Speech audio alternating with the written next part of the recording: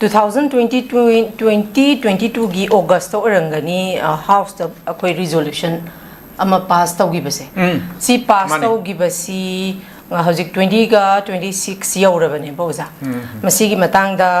hanagi khoi gi former oja birena illegal immigrancy influx laire haibadi hai aduga karamba interview dano mahakna ama phongdokhibada wahang hangbada influx cam laire illegal immigrant cam lagi habada laite haba statement amsu contradictory thamdi thamgibane boja oja masida laksaning se 2022 da resolution si koi gi house ta tagraga ngasi poba haidi miyamna NRC se update tawdaba yaroi haidana lengang na su support tawi haba wafam di thamaga masida koi gi handak unaba chatluba tusu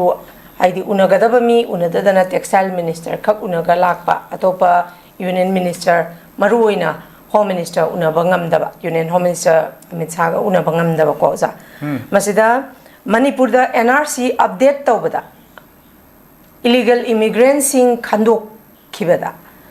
isagi kan bona fide citizen si kana kana no habasi thambada NRC se update tawbada government of India da kayam suabaza no habagi wahangam khaksula I boza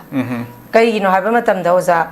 haiba kuki singsi government of India na proxy soina sijinai habagi statement ang khaksula libanina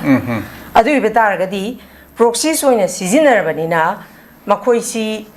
amuk NRC dagi makoisi khandok khibetar gadi government of India da something madugi hidden agenda kharadi sum soi soidana oza leire habase oza masi mayek sen ubagi mami amakha miyam na sudum tari boza sigi matang se oza kari kamain thamini hiai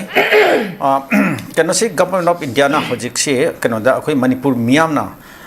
NRC update to view 1951 ge kano da NRC do madu manipur da update to view na hairi se asi masigi basis lai have se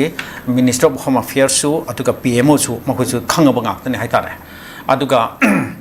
even Rashtrapati Bhavan jod khangmani ate ministry ma'am se loin khangmani tanamani haitare aduga BJP gi leiriba ahoi national leader khudi ma haitare president gi horga loinam all kano gi makhoi office bearer khudi mak se loinam khangaba taraba ngak tani adu masih makhoi paket tab gi maram kano da hekta paket tab gi maram se madugi maram duti factor duti yamangani adam phajana adam leiram gani haitare se kano da magi economic factor obi habi financial factor obi adagi hoji India gi leidiba financial position haitare ne masdei da kano to khopa makhoi na somda mu manipur da NRC amatongana akhoi manipur gi tamta torpa habista masdei khoros tor kadoba kano do senpham ga do yam tena sauba wangba oidori ni haitare ase khodamoina akhoi gi mamang da Assam da tokiba kano do da kare NRC do da makhoi ahan bata makhoi na plan tor masi 2014 da makhoi na masi gi NRC si tauna na waina ayaba leirak pamatam do Supreme Court ki maki kano gi order matungina pangthong na wain lakpa matam da lupa crore sani ka marfuni pan aduga laktaran panlom dani haitare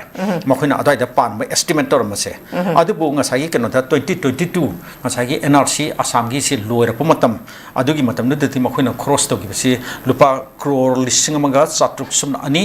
aduga point kano da lakh computer haitare yam thena hengalaktra aduna lupa crore lising ma satruk ki mathak tani haitare adugi amuk makhoi kano gi akhoi gi kano da final list to york te haidana tau gi pamayam akhoi gi million kano do lakh trampan million amaga lakh mapan kano da makhoi gi list out left out to kibodo yaw khi da aduna maram ore har ka mandu gi mi mayam dana makhoi gi tong tong mom sagil na nai kano da cross to jarga sagi makhoi gi hearing sa thana bo khonar pa NRC gi hearing do madu yaw na khonar pa matam da moi kena da apun ba senpham je mayam dagi senpham akun lupa crore lising taret sanpan kun thatak lam am cross to na hoji piri ebo okay aduna samai to na NRC ama update to no khonam ki magi exercise da hayang manipur da su adum si ahoi lupa crore lising ama ki mathak ta chawrang na adum cross tor pa ya bagi kena do likeliness to layaba aduna asi wafam sima leire haraga hoi government of India da ti asuma crore lising ama ka kai sti lising ama ani ga si ke chu di leiba wana te ba hoi yam tina dum to ngam mi hai tare ana asina ta batonga to ma crore lising tara gi khujing da anga tonga tonga project mayam pakhali ba dum government ni na adu budi adu kisam ka manipur keno se India se ahoi keno world gi quite gi largest ahoi gi economy sing manung da mari su da leini na hai ri ni na athu mutam manung da aduna siumagi wafam mayam sleiba aduga ngasai atopa factor sing na political oiba factor su adum leirum gane ba hairba political factor mayam ski manung sida da kanoda hayeng se asam gi NRC do maduda makhoi si so adum yam phajana kano tawre hai tare hojik si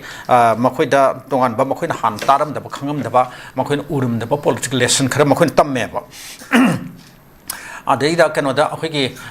makhoi na lokthokane na khalamba kanodi Myanmar sorry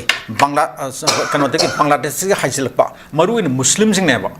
maruina Bangladeshi muslim ne ba makhoi target tor mi se